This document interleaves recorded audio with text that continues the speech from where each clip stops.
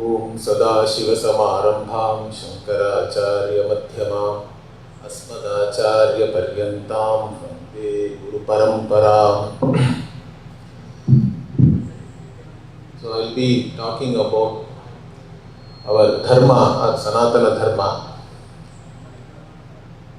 So generally what I have been seeing is that even in US there are a lot of Hindus or Sanatanis who live their lives.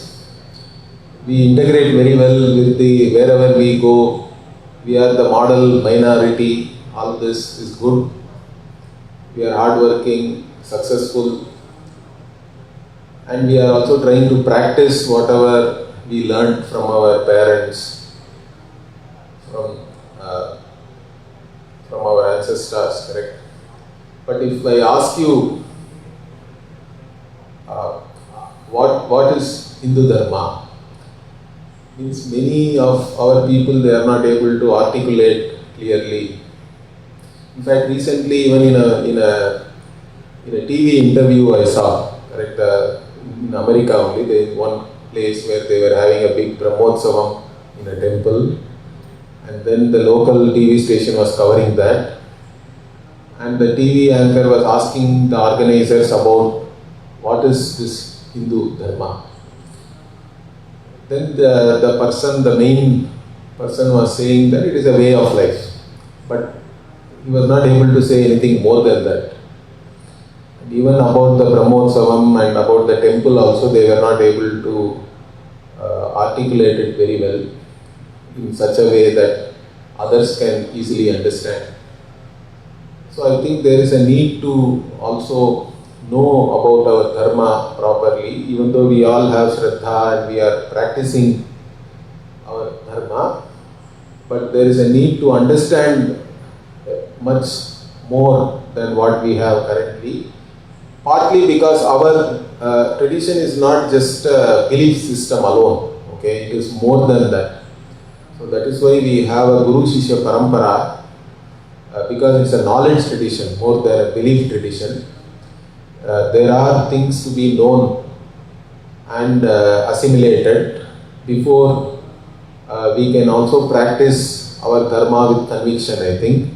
That is also a problem, because if you are not able to articulate about our Dharma properly, we will not be able to pass it down to the next generation. That is one of the bigger problems I see here. Because wherever I go, in my age, correct, my college mates, my batch mates, so many people I meet here, wherever I go. Now they are all practicing Hindus, but they don't know anything about our own traditions. But they want their children to follow something. But unless you know and you practice and you are able to articulate it well, how will your children actually take it up? In fact, many of these people actually tell me to talk to their children. Wherever I go, they say that talk to my children. Let them learn something and all that. But I always say that first let me talk to you. You can always teach your children better than me, because you are with your children all the time, correct? So, anyway, but we have to teach both the elders and the next generation here, I think. So that's why I have been, in this particular trip, my trip, I have been going to many places, and wherever I get an opportunity, I have been talking about our Dharma. And so in this context, like I said, one common expression which is used is ours is a way of life, correct? So why do we even say this, and why is it not enough? Also we have to understand. See, just saying way of life doesn't make any big sense, because anybody can say that, correct? If you go to a thief and ask him, what are you doing? Means he will say, this is my way of life. I only know to cheat people, and whatever I get, I live with that. So anybody can say it is my way of life. It doesn't make much sense to anybody else, I think. But we say this because one important thing with reference to our Dharma is, whatever we do is more important for us than what you believe. That is why we, to differentiate, because other traditions claim that they are a religious faith system and all that, correct? But we are not a faith-based or belief-based system alone. for us the achara is important more than the whatever you believe. So more than the belief, what you do, how you conduct yourself, your behavior, that's what determines whether it is dharma or adharma. That's why we do say there is a meaning in saying ours is a way of life, but we cannot just say that. So what I have given the title here is, we have to understand what is our vision and the way of life based on that vision. So we have a certain vision about ourselves, about this world, and also about Bhagavan, correct? Whom we consider as the creator. So the vision which we have and the way of life based on that vision, if we say, then it makes some sense, because then we can explain what is our vision and how it is a very unique vision. And this vision itself is the Vedic vision really, because this comes from our Veda. And of course that same thing is elaborated in so many other granthas we have, correct? If you take our tradition, it is a huge library of texts are there. There is not any one text or anything. And in fact, one lifetime is not enough to study everything. But all of them are having a certain vision, which we have internalized also, I would say, but still we are not able to articulate it, communicate it properly. So what is this vision which our Veda is talking about, if we look at it? So first thing is that this world is a creation, okay? That itself is not a given, you understand that, because many people say that the world is always like this, they can say. That means it need not be created. There was no any previous state in which there was no world and then the world got created. Like that it is not there. Even in science there is something called a steady state theory, where they know, or there is a Big Bang also. In Big Bang there was nothing before, then there was a Big Bang and everything came like that. There is one theory is there. But that alone is not the only theory. There is another thing called steady state theory, where everything is always like this also, you can talk about it. So anyway, if you accept the world is a creation, then only we have to talk about a creator. So our Vedas say that this world is a creation, means there is a creator, and not only a creator. See, that is where the difference is. The world is also sustained by the same Bhagavan, we say, because there is a creator. And then who is now sustaining this entire Srishti, means sustainer also is the same Bhagavan. Then where does it go then? Once finally everything resolves, means that also the result where it resolves also is the same Bhagavan. Like this we have a vision. But more than this, one more important point also we have to understand in this vision is that most theologies say this world is a creation and there is a creator. But in all those theologies, the thing is that Bhagavan is somewhere else, like God in heaven, Father in heaven, okay? Then created this world. World is separate, Father is still sitting in the heaven only, okay? World is something separate from the creator. And you have to go there. Now that is one vision. But our Vedic vision is not the same thing. Because if you say Father in heaven created this world, then who created the heaven also you can ask, correct? Even a child will ask. Then if you say no, the same God created heaven, then before heaven was created, where was this God? If you ask, then again there is a problem. You cannot say hell. God cannot create hell for himself. Then that God is not a very intelligent God.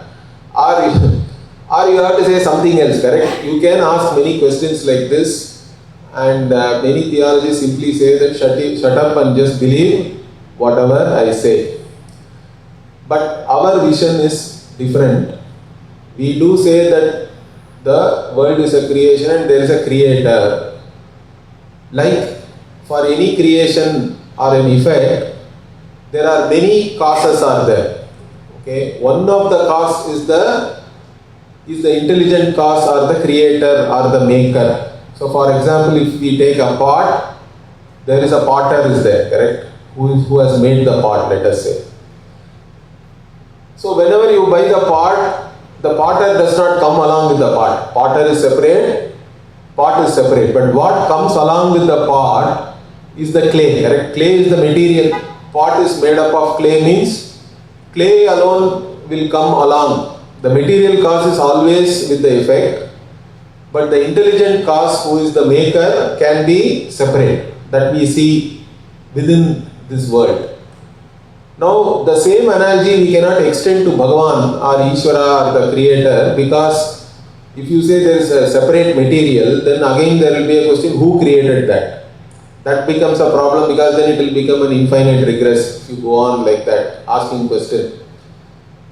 Or you cannot say, some theologies say God created the world out of nothing, which is also illogical, because from nothing something cannot really come. Understand that?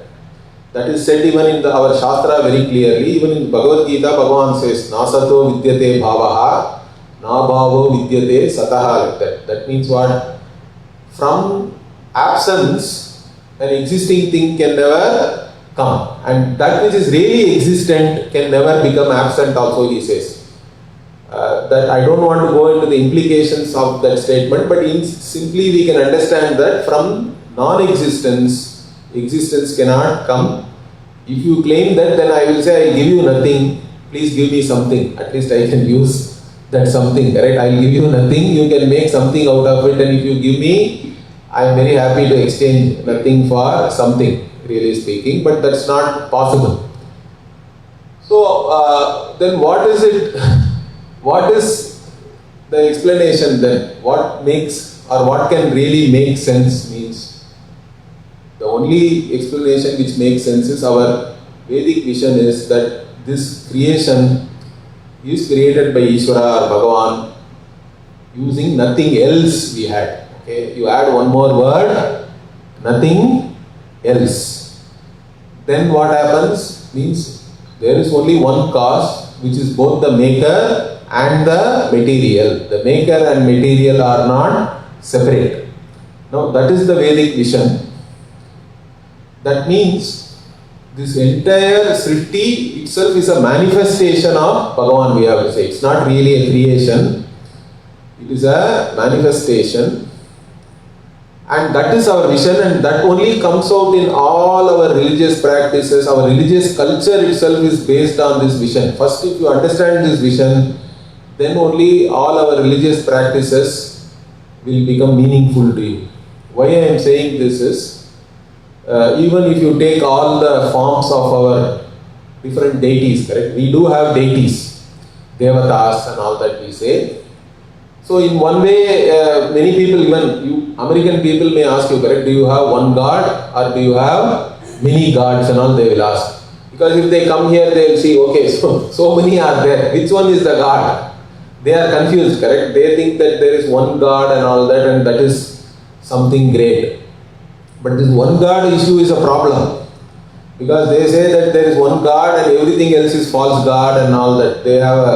They divide the entire world into believer, non-believer and all that. They have different ethics. Within the believers they have something. The outsiders are othered and then they can do anything to them. And it's religiously sanctioned.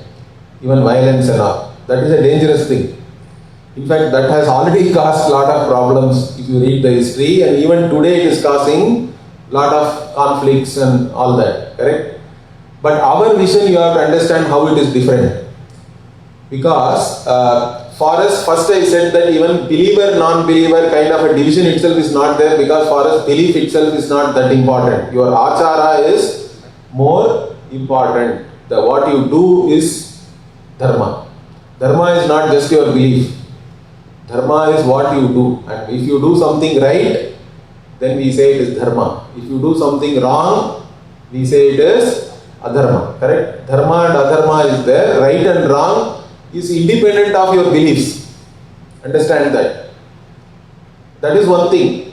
But anyway, coming back to this vision, when we say that Bhagavan is both the maker and the material, that means Bhagavan cannot be separate from all that is here. Understand that? That is the implication of that. Like, wherever you touch the pot, clay alone is there, correct? Clay cannot be separated out of the pot. Wherever you touch the pot, clay is there. Similarly, if you are pervading your entire body, wherever I touch you, it is the same person I am invoking, correct? Whether I give you a full body massage or I just touch your shoulder or wherever, that is, you are there basically in your entire body, so I can invoke you anywhere in your body to get your attention, let us say. Similarly, since we say that Bhagavan is everything, whatever is there here is Bhagavan, so I can invoke this Bhagavan in any form. That is the freedom we have. Understand that. That is the greatest freedom we have, because for us all forms are Bhagavan's forms alone, because Bhagavan alone is manifest as each and every form here. Now this we have even assimilated from Puranic stories and all that, correct? If you take Prahlada's story, now Hiranyakashipu asked Prahlada, correct? Where is your Narayana? Means what does Prahlada say? He says he can be there even in a pillar or even in some dust particle also. He is there, correct? In Tamil, it's very famously said. It may be there in all other Indian languages, correct? We say Thunilum Irupar, Turumbilum Irupar, like that. Means he can be there in a pillar, or he is there even in a dust, even in a speck of dust also. My Narayana is there, like that Prahlada says. Then Hiranyakashipu, what does he do? Okay, let me see whether he is there in this pillar, and he breaks the pillar and then Narsimha comes out of that. That's the story, correct? Or you read Bhagavad Gita. So Bhagavad Gita is entire, Bhagavan says that Aham Adischa Madhyancha Bhutanam Anta Evacha and all that. So I am the beginning. In between also I am the one who sustains the entire creation, and even in the end also everything comes back only into me. Or you take a Vedic statement like Taittiriya Upanishad is there, correct? Yet, so in the Taittiriya Upanishad also it is said that from which this entire world, all the beings come, by which everything is sustained, into which everything goes back. Like this, n number of statements, wherever we see, our vision is that there is one Bhagavan from whom everything manifests, by whom everything is sustained, into whom everything resolves back, and this cycle of whatever creation itself is beginningless for us. Even time and all is cyclical. That is our vision. So in this vision, all that is here is only Bhagavan. Now how can we even accept this or understand this? Is there any analogy? Means even in the Upanishad, the one analogy which is given for maker and material being the same is the spider. Okay, in one Upanishad it says, Yatornanabis srijate grindate cha, like that it is there. Means like even the spider creates the web out of itself, correct? It doesn't need anybody else or any help. And if it is in danger, it will actually roll it and take that thread back into itself. Like that also it can do. It can create that web or that yarn, and it can even roll it back and take it back into itself. That is given as one analogy. The other analogy is our dream itself, correct? In the dream, you actually project an entire new space-time, entire new world, so many sentient beings, insentient things, everything is there in dream world. It looks so real also when you experience it. But when you get up, you know that everything is only your own mental projection, correct? It is your own consciousness alone has projected that entire world. Or even scientifically, let us say, see, we are seeing so many things here, correct? Now you go to a physicist and ask, all these things, what are these things? Means they will say, no, it is all only molecules, okay, some molecules. Now further if you ask them, what are these molecules? Means they are all atoms. Okay, what are these atoms? Means they will say, no, this is all only proton, electron, neutron. Or further if you ask, they will say it is all some quarks and all that subatomic particles. So in fact they actually reduce it to only 3 subatomic particles or something. Everything is some quark or the other, and then how it spins or whatever, they have their own some theories, correct? But the thing is, even scientifically, although the world is so variegated, so many things are there, everything is reduced to only 2 or 3 fundamental particles, correct? Now, how did all these particles now appear as all these different things? Means we cannot say anything, correct? How? Because everything is only 2 or 3 things, but in the macro world we are seeing so many countless number of things, correct? Different things. Some are sentient, some are insentient. How all these things came from only those 2 or 3 things? In fact, even that they further reduce. Even the scientists say the observer is required for the quantum system to collapse and all that. So that also ends up finally in one observer, understand that? So it all ends up into one conscious entity. So that is what we are also saying in one way. Our Shastra is saying there is only one conscious being who is limitless and in whom all this entire Srishti is appearing and who is not separate from all of us. Understand that. All that is here is only Ishvara. That is our vision. And that vision makes everything meaningful to us. Because like I said, if everything is Ishvara's form, then I can invoke Ishvara in any form. That's why even though we have Ganapati, in South we have a tradition where we can invoke Ganapati in even a lump of turmeric, correct? Whenever we do Ganapati Puja, we are not getting a big Pratima or anything, correct? We are not getting a big idol. What do we get? Instead we simply make a little bit turmeric and water you mix, and you make a lump of turmeric and then say what? Maha Ganapati Avahayami means what? I invite Maha Ganapati to come and be here in this turmeric lump. And then you do puja. Then afterwards you do what? Yathasthanam pratisthapayami means what? Now you can go. I have done whatever worship I wanted to do to you. You go wherever you were. You can go now. Of course, we don't use the turmeric in sambar anymore, I hope.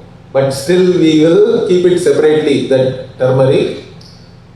So we have this freedom to invoke Bhagavan in any form, and in any form you like us. The concept of Ishta Devata also is there for us, and it can be only there in our tradition. Understand that? Why? Because in whichever form, see, in fact, you can understand it from even modern advertising and branding and all that, correct? For example, copier is a generic term, correct? But in India, nobody uses the word copier. What do they use? Xerox, correct? Xerox is actually a brand. There are many copiers actually. Xerox is only one brand of copier, but it became so popular that the specific replaced the generic for most people, correct? Like that, Bhagavan, but which form of Bhagavan you always think of as Bhagavan is your Ishta Devata, correct? You have that freedom in our tradition. So if Ganapati is your Ishta Devata means whenever you think of Ishvara, it is always in the form of Ganapati. Then Ganapati himself, if you read that Purana, then Ganapati is the greatest. And every other Devata is all part of Ganapati. Like that we visualize the Dhyana. In fact, each and every deity in the Dhyana, if you see, it is always that deity is the entire creation. That's how we visualize. So if you read like Vishnu Sahasranama and all, even when before we came here, we went to the Venkatesha temple there, correct? They were reading the Vishnu Sahasranama. But in the beginning of Vishnu Sahasranama, what is the Dhyana Shlokam? Bhuvpadav Yasya Nabhir Vyed Asura Nilas Chandra Suryau Cha Netre. Like that it goes. Means what? One whose leg is the earth. Okay. And Yasya Nabhi, his Nabhi is the space in between. His eyes are all Surya and Chandra, sun and moon. And the wind is his breath. Okay, Asuhu. And then what? Then the Dyaus is the Shikha, this is the head. The heavens are this head. All the beings are enjoying within his body. Tribhuvana Vapusham and all, it ends like that, correct? Vishnu Misham Namami. Tribhuvana Vapusham means what? All three worlds are his body. Now that is the Dhyana Shloka. Or you take Shiva. Means we have Panchabhuta Sthala in India, correct? Shiva is worshipped as the 5 elements. So in Chidambaram we have Akasha. Shiva is worshipped as Akasha in Chidambaram. That is called Chidambara Rahasyam in fact. If you go to Chidambaram in Tamil Nadu, they will open this screen and there won't be any pratima or anything, just a garland will be hanging. Now where is the Bhagavan? His space itself is there, Bhagavan there, correct? The garland is for Shiva in the form of space. That is Akasha. Then Vayu, Kalahasti, there is a place where Shiva is worshipped as Vayu. There how the Vayu is represented, because in the Garbhagraha there is no, it is inside the temple, correct? There is no way of any big wind or anything blowing there. But they will always have a lamp which is flickering all the time. Means that flicker shows that Bhagavan is there as Vayu. And then Agni Kshetra is Tiruvannamalai. There the main festival itself is the Deepa. That every year in the hill they will actually have a huge Deepa which you can see during the Kartika Deepam we say. So there Bhagavan is worshipped as the Agni, or even the Shivaratri story is associated with that sthala where Shiva became that infinite column of light. And then Vishnu and Brahma went in 2 directions to see whether they can find the boundary or whatever the limit. But Vishnu came and said he was not able to find anything. But Brahma is supposed to have come back and said that he says wrongly that I found the limit or whatever. And like that there is a story, okay, I don't want, you can go and read that Puranic story. But the interesting thing is, even there, the column of light is, you cannot find the beginning or the end, it is all limitless. And then we have the Jambukeshwara. Near Trichy there is a place called Tiruvane Kovil, or Tiruvane Kaval it is called, where the Bhagavan is worshipped as water. There is a natural spring there. In fact, if you go to the Garbhagraha, they will be actually pumping out water all the time. And then earth is the Kanchipuram. There is that is called Prithvi Sthala. There it is the Ekamreshwara is there. That linga is made up of just mud. So there is no Abhisheka. Normally in all Shiva temple, the Abhishekam is the most important. Shiva is called Abhisheka Priyaha, Vishnu is called Alankara Priyaha. So Vishnu is always decked with all kinds of flowers and whatever, ornaments and jewels. Shivalinga is normally not decorated so much, but every day we do Abhisheka. Right? Even if you go to Kashi, we always take Ganga Jal and do Abhisheka to the Shivalinga.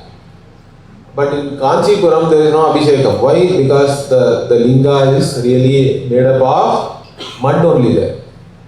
But anyway, why I am telling you this?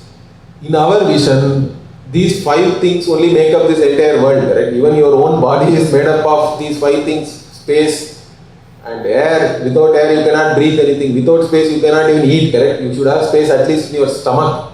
You should not have space here, but you can have here. You should have, in fact.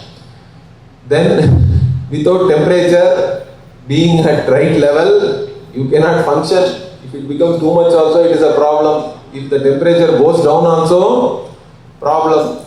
Then without liquid and whatever, blood flow and all that, you cannot have anything. And finally, only carbon and other solid things only make up your body. Right? So we are also the Panchabhutas.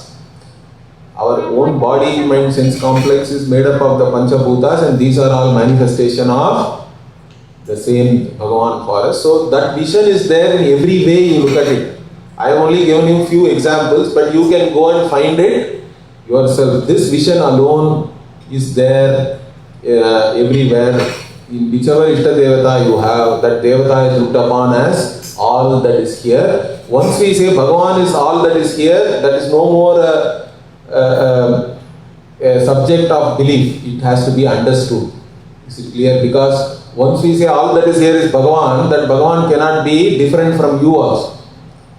Because if Bhagavan is really limitless and includes everything, you cannot say that Bhagavan is separate from me, correct? My own body, mind, sense complex also is now the manifestation of same Bhagavan, means you are also divine. That is our real vision. You understand? We don't say you are a sinner. Our vision is that we are all potentially divine beings. That divinity is already there, but we do not recognize that. We think that we are some limited individual struggling in this world and all that. But in reality, we have to also understand our own reality as not separate from Bhagavan's reality. That is the final vision, and that is the vision contained in Vedanta also.